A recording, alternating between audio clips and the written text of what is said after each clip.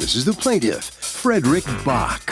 He says he rented a room in the defendant's house for 13 years. During that time, the defendant invited some of his jailbird friends over.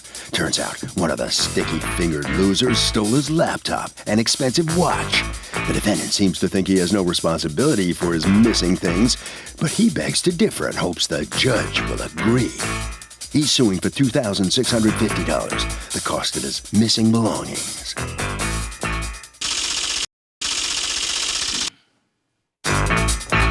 This is the defendant, Danny.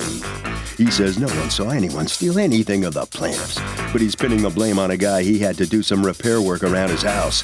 The plaintiff has no proof of anything. Can't go around blaming random people for his so-called missing items and should just file under his renter's insurance. He's accused of being friendly with a crook.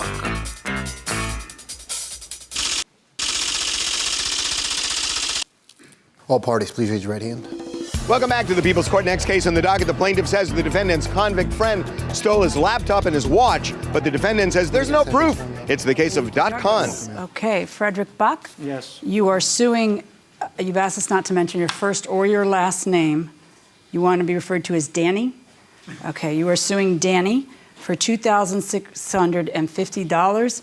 The value of items that you say were stolen from you as a result of Danny's negligence. Okay, Tell me what happened. Well, I was living with the defendant at the defendant's house for about 13 years, and there was constant problems with some tenants. You know, they move in, they move out. How many people live there? Well, it would depend, 3, 4, 5. And this is a house, or? Yeah, it was a house, and one side was the renter side, and the other side, him and his sister lived on.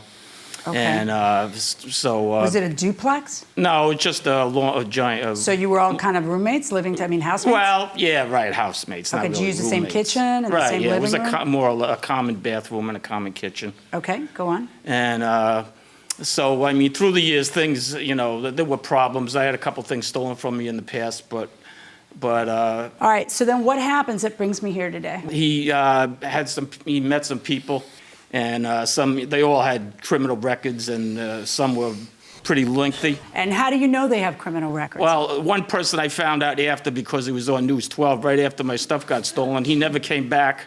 And he was on News 12 for what? Hold on, please, Dan. No, for stealing a car, causing an accident, and a couple other things. I mean, you know, I don't want to mention names, but I mean... No, I don't want his name. Right, I want to right. know how you know that he was a convict. No, it was on News 12. I just happened to look up his name on the internet, Okay. and News 12 popped up, and it had a video. All right, so had a that video person of him had on been there. in the house Right, at his invitation. right. And when do you notice, was that person living there?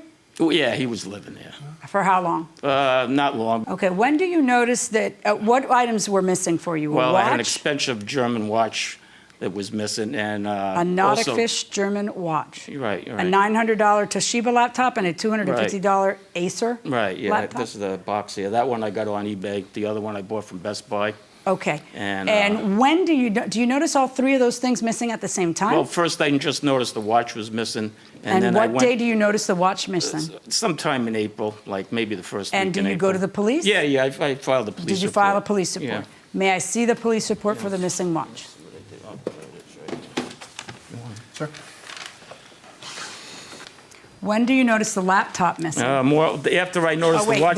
just a second, Right. stop. This police report, when did you notice the watch missing? Well, about the first week in April, And when did you notice the laptop missing? more or less. Once I noticed the watch was missing, then I started to look for my other things. I noticed both because I kept So was it both the same laptops. day? And more or less, yeah. So you report all this on the 13th of April, Right. and you tell them it happened sometime between April 5th and April 12th. How did you mark the 5th as the beginning point? To be honest with you, I mean, probably when I was using my laptop last, something like that. I mean, I didn't use my laptop every day, and I didn't have internet over there anyway for a while. So it just, it was... Do you know who stole your stuff? Do I know? No, I mean... But you feel that he should pay for it because he's your landlord and he was inviting shady people there. Well, yeah, he was negligent. I mean, he Negligent and who he rented to, because that person was a Exactly. renter. Right, I mean... All right, let me hear from you, please. First of all, the person that he says that was living in the house that was on Channel 12 News, he was never living in the house. Was he staying there? He stayed there a night or two because he was doing some work for me. I had some renovations to do in the house, and I hired him to do some work for me.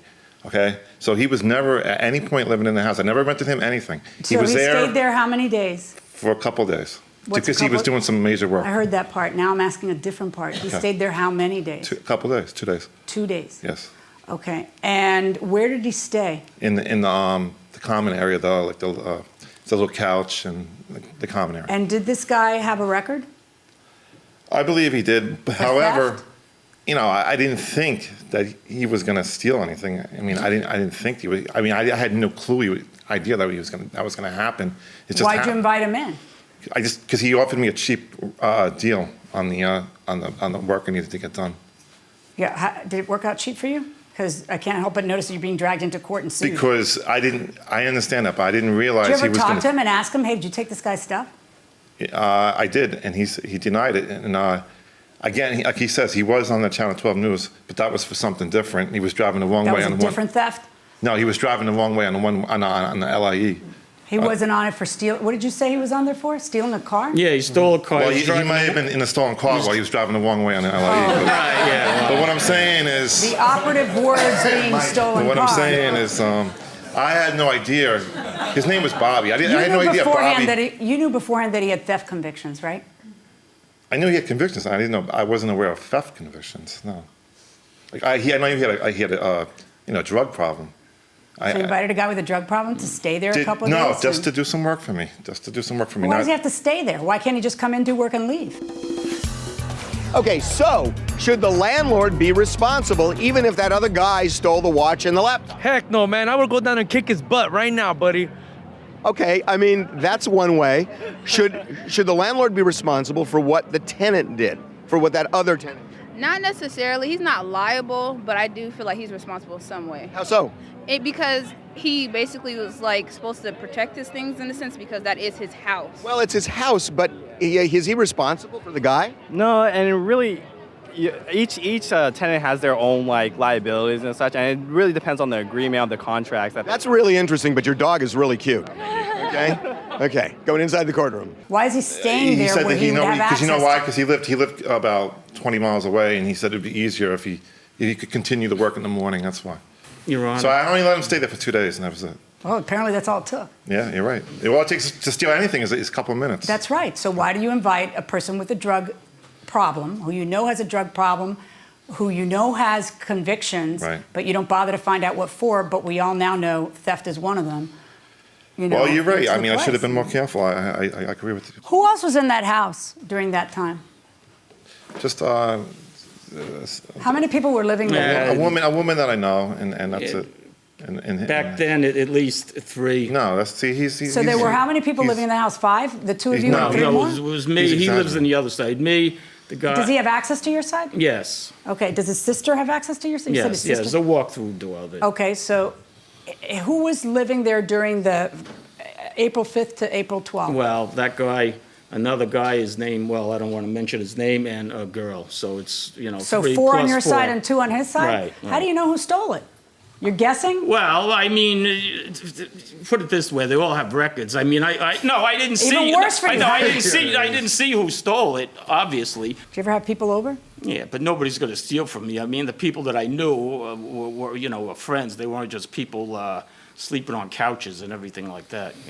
There were, on your side, there were how many people living? 3 or 4? 4, including 4. myself. And did those people have guests over? Well, put it this way: those people didn't work, so they were up all night long. They were, they sleep in the day. They were. I used to work 3 to 11:30. I would come home, and they would be. Some people had drinking problems. This and that. Mr. Bach, how are we going to determine who it is that stole your stuff? There's all kinds of people walking in and out. I mean, I hear your theory. I like your theory. Right. I think that landlords have an obligation to be careful who it is that they're renting to. I also think they should be careful who it is that are doing work in their in their places with access to their tenant's property. The problem I have is you have to be able to prove that person took it for that theory to even be a possibility for me to consider to make him pay you. I would have to know who took it. There are apparently numerous people. You don't lock your door. No, I had a And brand there's new. numerous people, four people who live there with you, so 3 people who live there with you. Anybody who they might have invited over. It could have been absolutely anybody who took it. How do I know it's this particular transient? When I moved in, I put a brand new deadbolt on there, and only I had the key. So I have a Jeep, and I must have been. So how did anything get stolen? Well, I must have left it open because I was going in and out of working on the Jeep, and I had my tools in the garage. Right. And I mean, you know, even when I was going to the bathroom, I was locking my door. Well, clearly not. Especially after that. No, after that happened. Oh, yeah, after that. You still live there? No, I left. Okay. I left, yeah. I'm sorry that somebody took your stuff, but, you know, it's a court of law, not a place to suppose. Right. If I was a supposer, I would suppose the same thing you're supposing. But I have to find that you have proved that it's more likely than not this particular individual. Just because someone, I mean, yeah, he looks a little shadier than the rest. I don't know the rest. I don't know their record. I don't know that he is shadier than the rest. I don't know that just because somebody has a theft conviction later that they stole something earlier. I don't know who took it. I know that lots of people had access, that the door was unlocked when it was taken. You lived there along with 3 other people and whoever they had over, plus the 2 people on this side. I have no idea who took it. And if I have no idea who took it, I can't say it's your fault someone took it. It may kind of be your fault someone took it if you weren't locking the door, having had problems over there before. So my verdict in this case is for the defendant. Okay. Well, unfortunately for the plaintiff here, it goes against you. Step on in a little closer. Tell me what's going through your mind as a result of this verdict. I mean, Here, come around this way. I don't, you know, I agree. I mean, I abide by the judge's decision, but I really think that he was responsible because it was a total. It's circumstantial. It's all circumstantial. Right. Well, if I saw the guy do it, I would have, you know, confronted him. Yeah. You know, but I mean. But there were people going in and out on your side too. I mean, who knows, right? Well.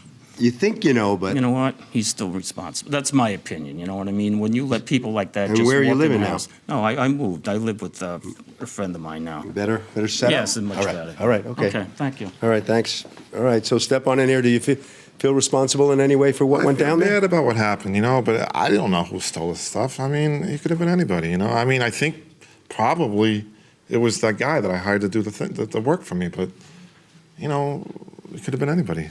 I don't know. He should have been more careful with his things. Mm-hmm. And you still live in the same place? Yeah. With the Of course, same, I own the house. Same associates coming in and out? Nah, I mean, I try to be more careful now, you know, who I let in and out. All right. Okay. What do you think, Harvey? So in this case, the plaintiff just has to tip the scales slightly to prove his case, just a little bit. The fact is there were too many people in the house and he didn't do it.